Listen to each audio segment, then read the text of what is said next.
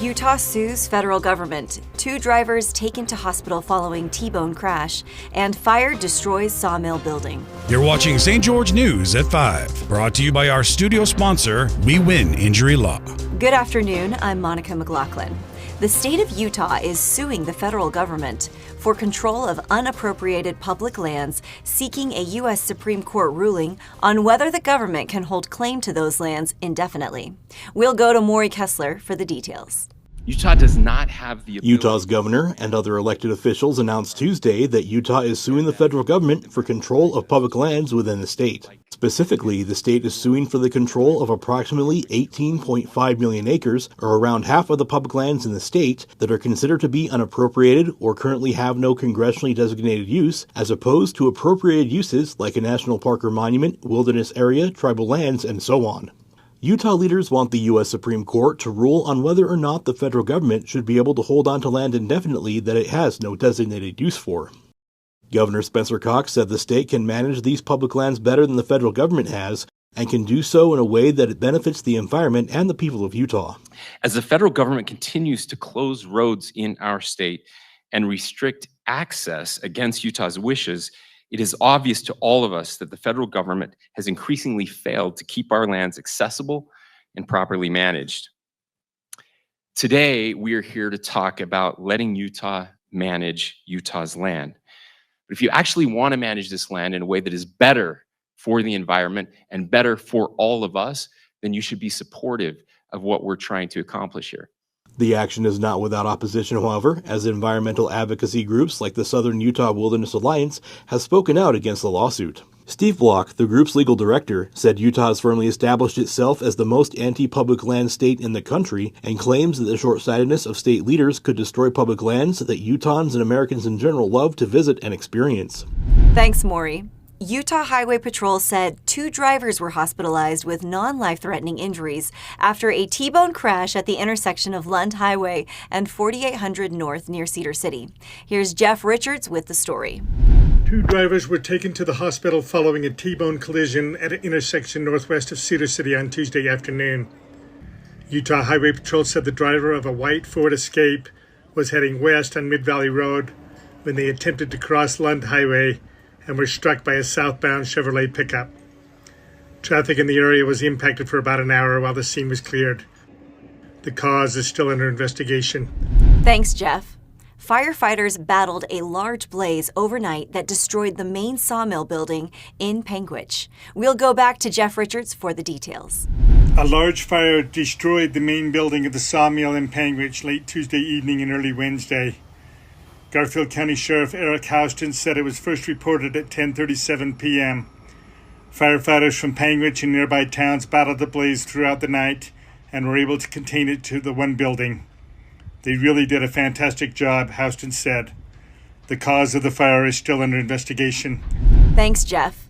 Now we'll go to Jill Paulson for your update on the Southern Utah real estate market. A few weeks ago, mortgage rates hit an 18-month low after a weak employment report, and the Fed left the door open for a rate cut in September.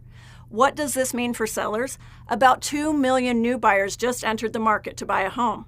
With the prediction that the Fed will lower the rates again in September, if you currently have a property on the market or are thinking about putting it on the market, things are looking up for you, as days on the market will likely go down. If you're a buyer, get pre-approved and find a knowledgeable realtor now so you are prepared to put your best foot forward with an offer as the market becomes more competitive and mortgages become more affordable. Thanks, Jill. 2 shuttle buses collided at Zion National Park just before 1 p.m. on Saturday, prompting an investigation by park officials. According to Amanda Rowland, the park's public information officer, the collision occurred when one shuttle parked at the Visitor Center bus stop was struck from behind by another shuttle that connected with it upon entering the driveway. Although no injuries were reported, the driver of the second shuttle was reportedly in shock, claiming the accelerator was stuck and she couldn't brake. Despite these claims, Rowland stated that no mechanical issues have been identified. As a result of the incident, shuttle service within the park and in Springdale will be limited until Wednesday, August 21st, with only one bus operating in Springdale instead of the usual 2, and just a fraction of the normal 12 buses running in the park, likely leading to longer wait times for visitors. This Friday, the St. George Arts community will come together at the Electric Theater Center for the 2024 Arts Summit, an annual event that celebrates creativity and connection, featuring keynote speaker Michael Barr of the Utah Shakespeare Festival, breakout sessions by prominent artists, and the Excellence in Arts Award ceremony, all aimed at uplifting and supporting the local art scene.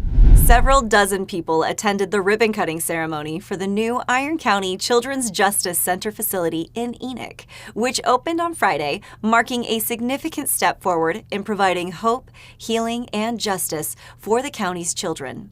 We'll go back to Jeff Richards again for the full story. The new home of Iron County Children's Justice Center officially opened in Enoch on Friday. Iron County Attorney Chad Dotson was among the several speakers at the ceremony. On behalf of my entire office, the law enforcement community, victims of crime, we are excited for the future here, for this new building and all that it means for the important work that's going to take place within its walls.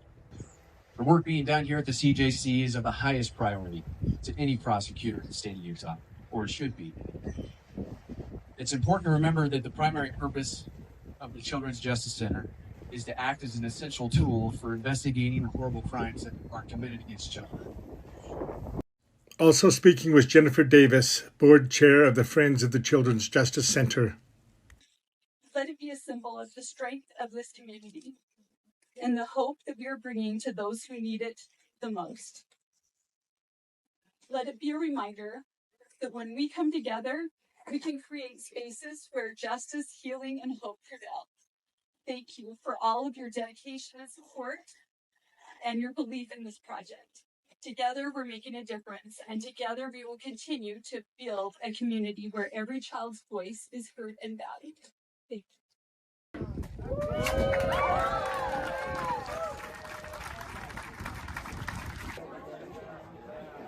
Following the ribbon cutting, an open house was held, during which members of the public took a tour of the new 6,000 square foot facility, which was completed in just 10 months.